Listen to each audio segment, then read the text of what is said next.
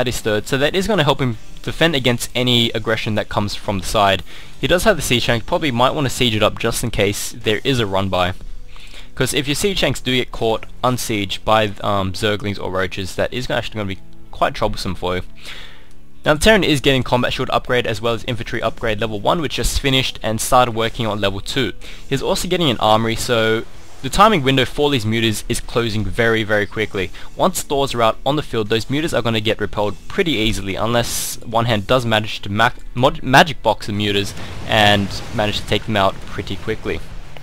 Now it does snipe out that missile turret, only losing 1 or 2 mutas to that turret as well as the marines, but the stimmed up marines are going to drive that marine force back. He does know that armory is down, so he can probably expect that Thors are coming out on the field. We have 22 Zerglings in production for the Zerg, and 1 Thor in production for the Terran. He is keeping up production of his siege tanks, which probably can get sniped out by the mutas if he does split up this muta force. 1 attack from the front, 1 attack from the back, and basically the Terran will either have to A, decide which side he wants to take, or B, try to split up his army, which will actually allow his mutas to stay there for a bit longer. Now he does have a significant number of Zerglings. He does have a small handful of Banelings, so he's probably going to be looking to get a lot more Banelings to deal with the infantry as well as the siege tanks. Because mutas are actually quite expensive, you can't really mass that large number of mutas that quickly. So you actually want to reduce the number of units on the field by the Terrans the most cost efficient way as possible. And in this case, Banelings actually do the job quite well, because the Marines do tend to clump up. You do tend to have your siege tanks sieged up right next to each other, especially if you tend to panic. So if you see a group of Zerglings running towards you, you're going to just more or less hit your hotkey, siege them all up, and not really pay all that much attention to your positioning. Although this does vary from player to player. Some people tend to spread their siege tanks out across different hotkeys, just in case this does happen. Now we do see the mute harassment not really being all that effective at the moment. He's able to pick off things here and there. He's going to pick off that... Actually no, he just flies straight over the marine. That marine's actually pretty lucky. Or not, he just gets slaughtered. We do see air upgrade attacks for the Zerg coming up. He is also getting more mutas on the field, which just popped. The Terran is getting vehicle armor as well as vehicle weapons. So those are going to help beef up the Thors, it's going to help beef up the siege tanks, and that Thor aggression is... that muta aggression is actually going to be driven away pretty quickly here. He may try to snipe off 1 or 2 siege tanks. He does manage to take down 1, but the stemmed up marines are going to drive that muta force away pretty quickly. Now we do see a large number of Zerglings on the field, as well as reinforcement for the mutas. So OneHand not really opting to get that many Banelings at the moment, but probably will in the near future. He is saturated at his third. He is almost spined out at his main, only 10 minerals remaining. And he doesn't have any minerals up at his fourth, so he is probably going to split up his drones to get that saturated, sending them over right now. And as he does, the Terran is pushing across the map.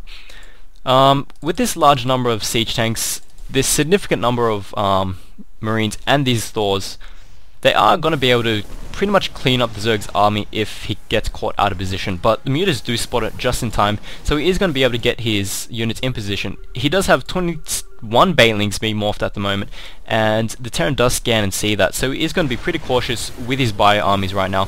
And like I said, most people actually tend to siege up their siege tanks just in one large group. So if he does run the Banelings in here, he might be able to get a flank and basically do a lot of damage to those siege tanks.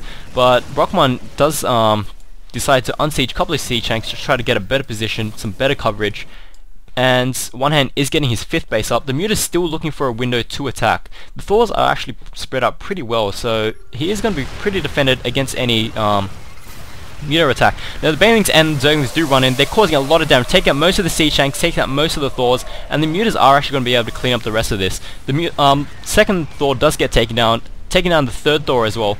He probably should have magic blocked the mutas just to reduce the number of shots he did take, because if you do look at the muta health, most of them are in the orange and the red. So if he did magic box the mutas, he could have reduced the damage a slight bit, but with this number of mutas, most things are actually going to fall pretty quickly, so unless he hits, say, a ball of Thors or a ball of Marines, he actually will be pretty safe at the moment. Now we do see a stream of Zerglings running across the map, trying to do what damage they can. The mutas are running in, trying to snipe out this last door, probably going to be attacking the mineral line and take out as many supply depots as he can. He basically wants to remove the Terran's chance of reinforcing quickly. The Zerglings do get taken out by siege tanks, marines and Thors pretty easily, and now this muta force is going to get driven away. OneHand doesn't really need to commit any more to this attack. He has done a lot of damage at the moment. He is getting his 6th base up? Yes, his 6th base up. So he is around 2 bases ahead of the Terran. This one is only starting to get saturated at the moment with 3 drones on it. This one just finished just then. But like I was saying, you don't really need to overcommit to an attack. Once you have done enough damage, you can basically pull out and basically use that advantage and try to get ahead. Now Brockemon is sending a marine out, probably going to try to take vision of the Xel'Naga tower, either that or suicide it into the Zerg's base, just to get a general idea of what the unit composition is. Now we do have 36 Banelings in production for the Zerg. He is getting adrenal glands, and he is also getting the carapace and Zerg level 2 melee upgrades. The Terran is getting level 3 weaponry, infantry armor as well as level 2 vehicle armor. He is getting a starport up, so he is probably going to be looking to finally get some medevacs to complement his marine army.